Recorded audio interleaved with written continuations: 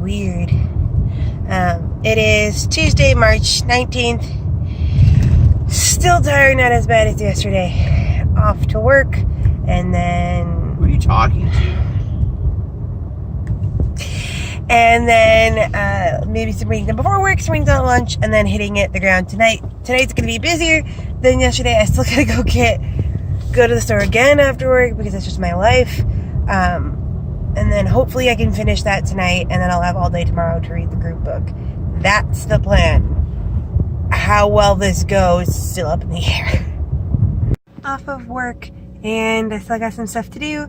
Hit up the store one more time.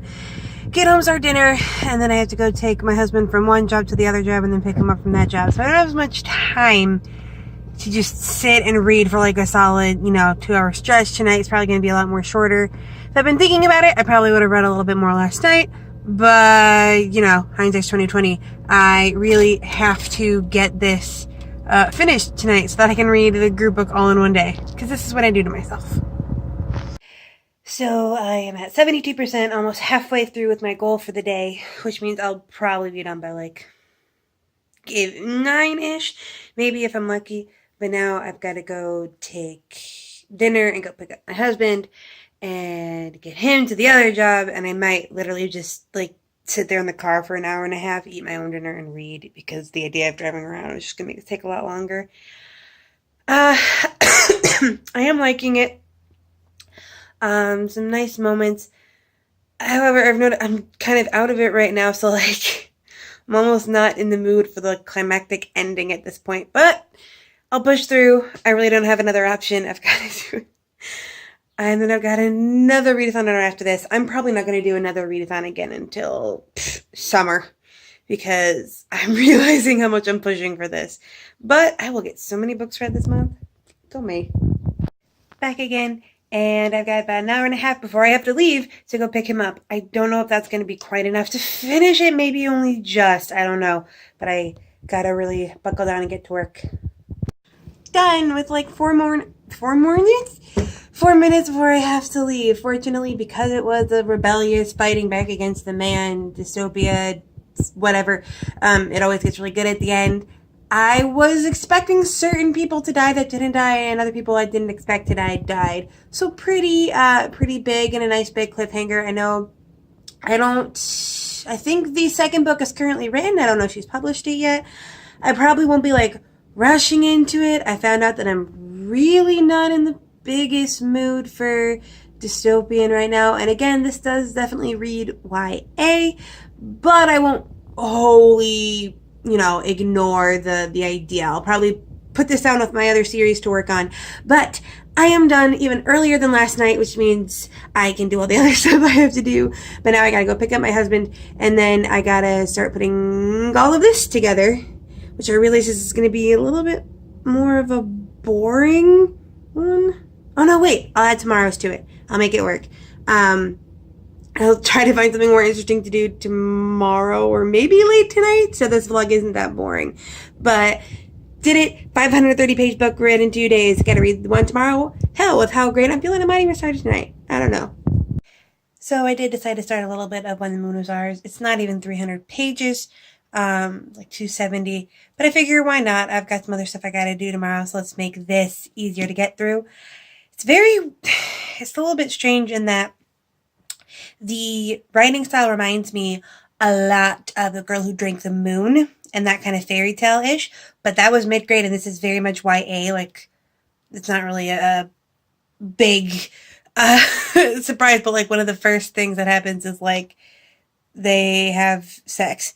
Now it's told in very, flowery, vague terms, but still, so it's like, it's got like that fairy tale mid-grade style with a YA plot. So it's a little bit strange, but it's really easy to get through. And like I said, it's not even 300 pages.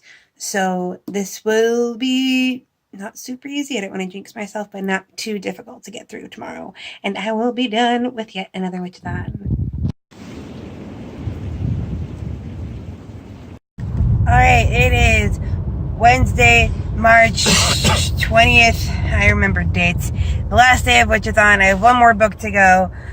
I'm still tired. I don't think I'm recovering from spring break that well. But at least I slept all through the night tonight. And then we have a meeting with the bank for boring adult things after work, so I don't have that much time, so I'm really happy this is a very shortish, easily read book. But I'm pretty sure I can get this done. I'm not too worried about it. Home from work and facing a little bit of a problem because I'm a little bit in the middle of a book hangover from the last book. And I know that I wasn't giving it the most glowing reviews when I spoke about it, and I still believe a lot of that was because I was trying to read a 500-page book in 2 days, having just read tons of books and reading more books after in a very short period of time. However, I decided that I was bored, and so I picked out what my nameless number would be, because in the book, the main character and a bunch of other characters don't actually have their own names. They're given numbers and divisions of labor. So I tweeted out, like, oh, I read Alethea by Megan Tennant, and I've decided that this would be my name, or this would be my number, and this would be my division. And the author actually texted me back. She was thrilled. Apparently no one had ever said, oh, this is my number and division. And she tweets back and basically says, you know what? That's yours now. That's your canonical number. I won't use it for any other character in the series. It's yours.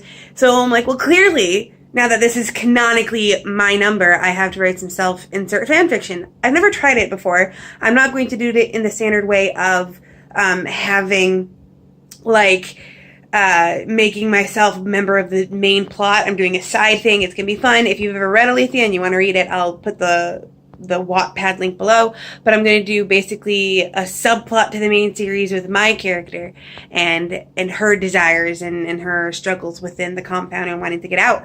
The problem is that I spent all that work thinking about what I'm going to write and how it's going to work, and does she have a love interest, and why does she want to get out, and all this kind of stuff. So I'm so insanely caught in the world that is Alethea right now in my brain that I got home and I'm like, crap, I have to read another book and focus on that world and try to get into that one. So I'm a little bit caught, and the only saving grace right now is that it's very simplistic, fairy tale-esque style, and it's fairly short. The other problem tonight is I have to go with my husband to meet the bank to get our mortgage refinanced, and it'll only be about 45 minutes, then we're going to get dinner, and it's going to be this whole huge thing. So this is not as easy as I thought it was going to be. But you know what?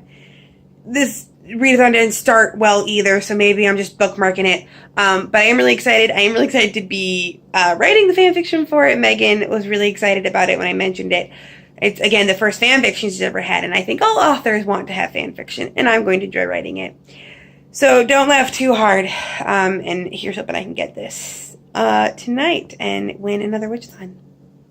And I am done. It is not even 8 p.m. quite, and I finished this book. I don't know that I'm loving it as much as everyone else did. It was very flowery, and it might be that I wasn't looking for that. It was also not very plot-based at all. And the back of the book calls it magical realism, and this does not seem like that at all to me. It seems very fairy tale and surrealist. And it also had one of those tropes that I'm not a big fan of, where like all of the villains are magically good again, which is whatever for me. So I'm afraid I didn't love this one as much as everyone else seemed to. But it might be the book hangover. It might be the fact that I was expecting this to be magic realism and it's really not. But I have finished it, and I am so happy I got this done, because tomorrow I jump right into Sequelathon because I hate myself. I don't know. I will probably, might be a little bit late in getting this up. I probably won't have this up after it's done. I'm probably going to wait until like Friday or Saturday, get a formal wrap up done, talk about all the books together, then put this up. So thank you so much for coming along. I am tired. I'm going to go write more fan fiction. Good night. And the Witchathon is officially over. I'm not gonna lie, this probably wasn't the best one in comparison to the others, but let's go through exactly why that is. First up, I decided to read an entire book in one sitting, and to do that, I picked the shortest book and the easiest read. on my list, and that is The Academy, Introductions by C.L. Stone. And this was glorified fan fiction. One girl had 7 hot, attractive men, all interested in her, not even necessarily romantically, but definitely in this case of, this isn't a thing that happens. There wasn't the I'm not like other girls aspect that I was afraid would happen, but this was very much some self-insert wish fulfillment. So I actually told myself as I was reading this is not actually a book. This is fan fiction that I get Goodreads credit for. And it made it a whole lot more fun of a read when I just totally turned my brain off and said, this doesn't really count. That being said, it wasn't as bad as I was afraid it might be. It still did not convince me to do anything with YA, contemporary, or romance, but it could have been worse. And I got a book read in one sitting, so I can't complain too much.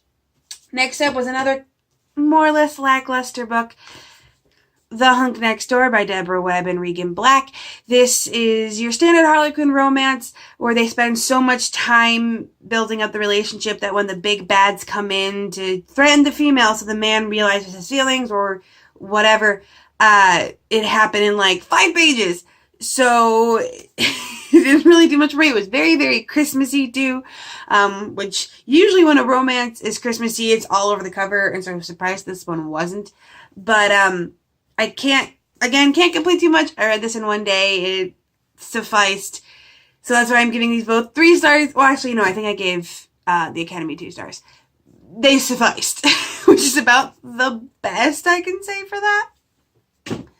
But anyway, next up was a book that I actually adored. I don't know that did I give this full 5 stars? That might be a little bit too much. Up next is The Killer Collective by Barry Eisler. I don't know if you can see that. This was my action book. I wasn't actually expecting much from this, but it was way, way better than I was expecting. This had a lot of diversity in the cast. There was this incredibly tough, like, will kill you with a toothpick man called the Angel of Death, who was also gay and very much in love with his boyfriend. There was a young Thai woman who was the victim of sexual trafficking, and it affected her character, but it was still her story. No man was avenging her, like happens a lot in action books.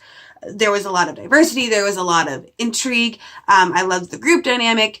I found out that this is like the 10th in one of those series where the protagonist stays the same, but each story is kind of standalone. So I might have to go back and look and see what else is there. I want to see if I can't find the story where maybe the Angel of Death meets his boyfriend, if I can find that story, because I would love an action book with a gay romance.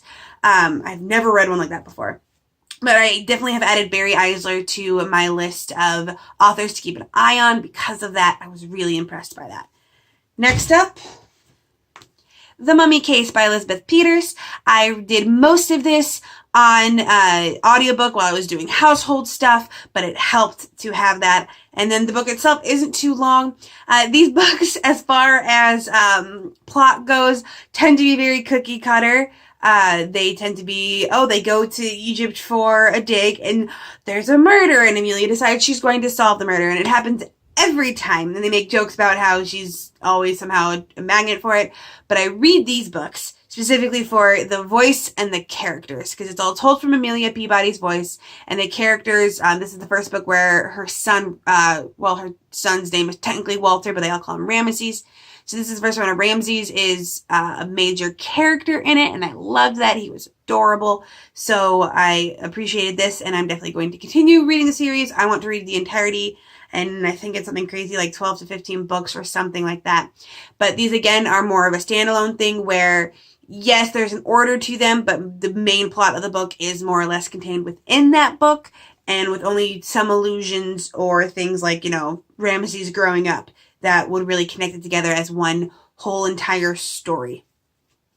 Up next was my largest book, my very, very big book that I wasn't aware when I picked was a very big book, and that's my bad. Alethea by Megan Tennant. This is the book that I was really struggling to get through just because of how much I had to push, but I got it done. I found out kind of after, once my brain had settled down, that I actually really enjoyed it. And I actually mentioned before in the vlog that I am working on writing a fan fiction for it, just for the fun of it, just for the fun of writing again. And I'm probably going to keep up with this series. I don't know when the second book's coming out. It's not out yet, but I have a little bit of time. Probably won't like buy and read it the minute it comes out type of thing, but I'm definitely going to, because now I have a character and I need to know how the plot goes and how it'll affect her, just for the fun of it. And last up is the book I'm a little bit worried to talk about, because I did not love this book like everyone else did. And that is the group book, When the Moon Was Ours by Anna Marie McLemore. Everyone that I've seen on Twitter and other, they raved 5 stars, and I can see why. This book is very, very focused on transgender issues, and a lot of books aren't, and that is very respectable, and I'm very on board with that concept, but the actual, in theory, I loved it, in practice, not so much. The book, for me, kind of had a mix of a mid-grade style with a YA plot, and it was a little bit weird for me in that it was not a lot of actual plot happened. It was very much descriptive and focused on flashbacks and that kind of thing, or focused on character reveals. And that's fine. It just was very little plot. And the actual plot there was solved very easily. Like this big problem with these witch sisters was solved like really easily, and there's only like a moment where they actually, for me, felt like a real big force. And I'm also not the biggest fan of the everyone is only a bully to you because they have something going wrong in their home life. I work in an elementary school. I see bullies. I can tell you for a fact that there are some bullies that are just spoiled at home and don't actually have a bunch of hidden issues. So this idea of literally every one of the 4 sisters is only mean because she's got some struggle was a little bit too sappy for me. But that might also be because apparently I'm in the mood for something a little bit heavier. I started the next book for Sequelathon, and it's this fantasy war with people dying and assassinations and all of that. And I was like, yeah, this is good. So I might just be in the wrong mood for this kind of thing, where I wanted the destruction and high stakes, and I didn't get it with this. If you are interested in transgender issues and you've never really read a book with it, I would definitely pick this up. For me, the tone, the style, it just didn't really ring true. And I'm also wondering, do I not know what magical realism is? Because this is supposed to be magical realism, but it literally felt like a straight fairy tale, which I don't consider magical realism. But in general, so I am officially done with another Witchathon. I am 3 for 3. I am going to continue doing these. I'm not gonna lie, after Sequelathon is done, I am ready to be done with readathons for a while. I've got so many books that I need to read for myself, and I'm not gonna have that much time for it because I decided to front load my April TBR, because I have a TBR now. For 1 month, it probably won't last. So thank you so much for watching. If you did Witchathon yourself, please comment down below and talk about what books you read or how well you think you did. I had so much fun doing the vlogs. I know this one is probably like the least interesting of all the vlogs because I didn't have any cool, fun, extra stuff. But reading a 500-page book in 2 days with like adult meetings and all that stuff going on kind of ate up all of my time the last couple days. And then my Sequelathon vlogs aren't going to be that much fun either, so might need to take a break from vlogs for a while. So thank you so much for coming along. I hope you have a wonderful day and a marvelous tomorrow.